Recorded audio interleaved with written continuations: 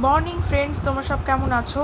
আমি ভালো আছি। আমি চলে এসেছি সকালে রান্নাবান্না নিয়ে। এটা ছিল কালকের ব্লগ, আজকে পোস্ট করছি আর কি। আজকে আমাদের প্রোগ্রাম আছে, জানোই আজকে 23rd জুন, সানডে।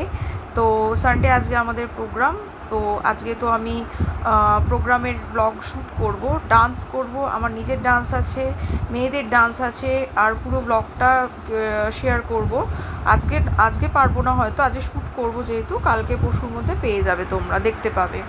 তো এটা কালকের ভিডিও ছিল। সকালবেলা চলে এসেছি রান্নাবান্না করার জন্য। ব্রেকফাস্ট বানাচ্ছি, চাউমিন আর পাস্তা সেদ্ধ করে নিয়েছি। একজন চাউমিন খাবে, একজন পাস্তা খাবে। তো তাদের জন্য চাউমিনের জন্য সাদা চাউমিন পেঁয়াজ আলু দিয়ে কাঁচা লঙ্কা দিয়ে বসিয়ে দিয়েছি। দেখো এখানে ভাজাভুজি চলছে, নুন টুন দিয়ে দিয়েছি, দিয়ে ভালো করে ভেজে নিচ্ছি। তারপরে দেব সেদ্ধ করা চাউমিনটা। ততক্ষণ পাস্তাটা হয়ে গেছে সেদ্ধ, জল ঝরিয়ে রাখার জন্য রেখেছি। তারপরে রেড সস পাস্তা বানানোর জন্য সসটা বানাবো। আগে চাউমিনটা বানিয়ে নিই। এখানে চিনি নুন সব দিয়ে দিচ্ছি চাউমিনের মধ্যে। একটুখানি ব্ল্যাক পেপারও দেবো। দেখো ব্ল্যাক পেপার আমি গুঁড়ো করে নিয়েছি শিলনোড়ায়। অল্প বলে শিলনোড়াতে করেছি, নাহলে তো মিক্সিতে করাই যায়, কিন্তু আমি শিলনোড়াতেই করি। যাই হোক, এখানে চাউমিন চলছে করা। একটা ডিম ভেজে নেব পরে। এই যে সাইডে জায়গা করে নিচ্ছি, ডিমটা দেবো ফাটিয়ে। এই দেখো ডিম দিয়ে দিয়েছি, ডিমটা সাইডে ভেজে নিচ্ছি, ডিমটা মিশিয়ে দেবো। তারপরে খেতে দিয়ে দিয়েছি এক মেয়েকে, আর এক মেয়ের জন্য রেড সস পাস্তা বানাবো।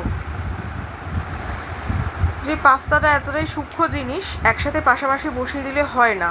ভালো করে মন দিয়ে না রান্না করলে একেবারে ঘেঁটে ঘন্ট হয়ে যায়। সেই জন্য আগে এটা করে নিলাম, তারপরে পাস্তা।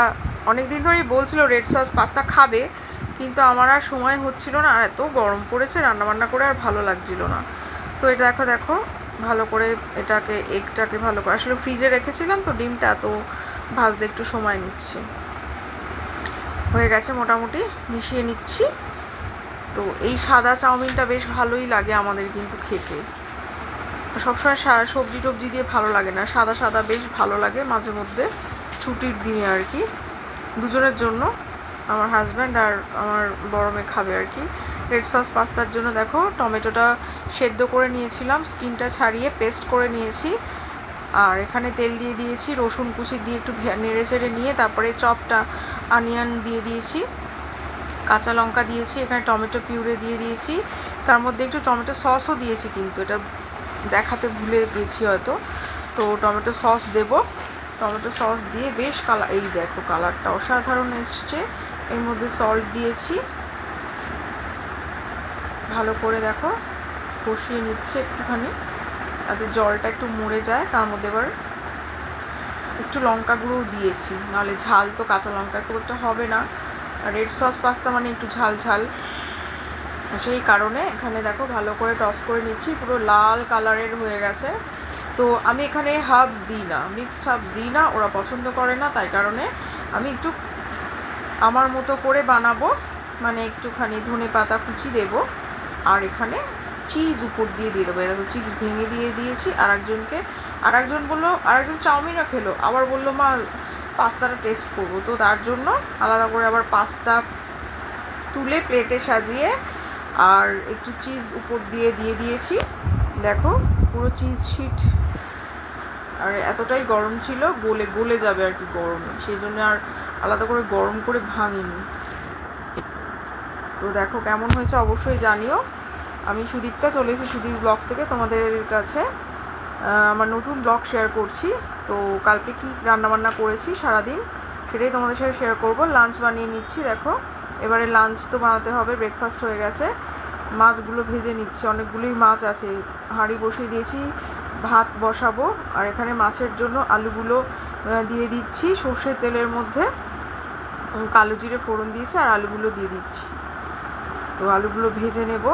আর ওদিকে মাছগুলো ভেজে নিয়েছি, মশলাগুলো পুরো পেস্ট করে নিয়েছি, পেঁয়াজ, একটু রসুন, একটু আদা, একটু টমেটো, কাঁচা লঙ্কা সব দিয়ে একটু মিক্সিতে ঘুরিয়ে নিয়েছি। নিয়ে এবার কষিয়ে নেব।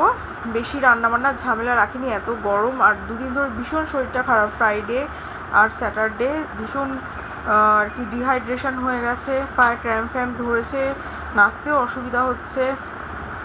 প্রোগ্রামের আগে এতটাই শরীর খারাপ করলো, জানি না কেমন হবে। যাই হোক, বাড়ির কাজ তো করতেই হবে। তো মাছের ঝোল আর ভাত আর একটা চিকেন স্টু বানাবো রাতের জন্য, একেবারে বানিয়ে নেব, কারণ রাতে ফিরে আর রান্না করতে ইচ্ছা করবে না, টাইমও থাকবে না, শরীরও দেবে না।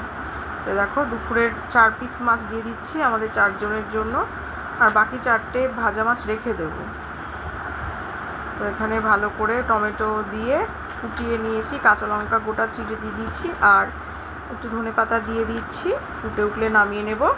তো মাছের ঝোল হয়ে গেল। ভাত আর আজকে আলু দিয়ে মাছের ঝোল, এটাই আজকে আমাদের লাঞ্চ। আর এ দেখো চিকেন কয়েক পিস, এখানে আলু, গাজর, পেঁয়াজ, রসুন কুচি নেব, থেতো করে নিয়েছি। এ দেখো রসুন নিয়েছি থেতো করে, একটু রসুন আর আদা। এখানে প্রেশার কুকার বসিয়ে দিয়েছি, প্রেশার কুকারের মধ্যে দিয়ে দিলাম রসুন আর আদার কুচিটা, দিয়ে ভালো করে একটু নেড়ে চেড়ে তার মধ্যে সব দিয়ে দেবো সবজিগুলো দিয়ে দেবো। ভালো করে একটু নেড়ে টেড়ে নেবো, ভাজার দরকার নেই, একটু টস করে নেওয়া আর কি। নুন দিয়ে দেবো, নুন দিয়ে দিলে ভালো তাড়াতাড়ি সবজি নরম হয়ে যায়। সামান্য চিনি দেব, গোলমরিচের গুঁড়ো দেব, 2টো কাঁচা লঙ্কা চিড়ে দিয়ে দিয়েছি অলরেডি।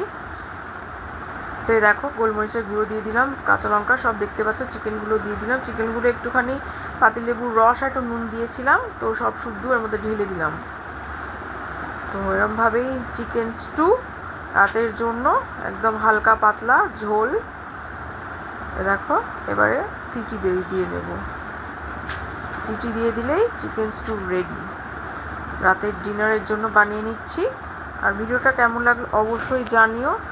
তো দুপুরবেলা সব খেয়ে দিয়ে রেস্ট নিয়ে এই সন্ধেবেলা এসছি মেয়েদের নিয়ে রিহার্সালে। মেয়েদের আগে ছেড়ে দিল, কারণ ওদের পড়া আছে, টিউশন করতে যাবে। তো টিউশন ওরা বেরিয়ে যাবে বলে ওদের আগে হয়ে গেল, তারপরে আমাদের রিহার্সাল।